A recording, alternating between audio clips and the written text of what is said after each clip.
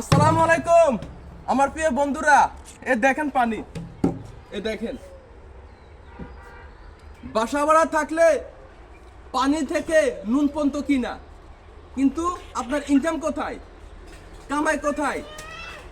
আপনার 400-500 টাকা রুজি, আপনি কি খাবেন? কি সংসার চালাবেন নাকি বাসা ভাড়া দিবেন?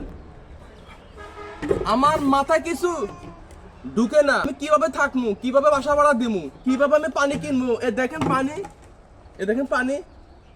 এই জন্য বলি, যারা বাসা ভাড়া আছে তারা খুব মুসিবতে আছে, আর যারা নিজের বাড়িতে আছে তারা অনেক ভালো আছে, অনেক ভালো আছে।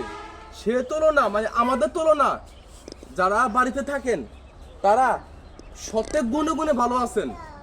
বাসা ভাড়াতে আসবেন না, বাসা ভাড়া থাকবেন না, নিজ নিজ বাড়িতে থাকেন, অনেক ভালো আছেন।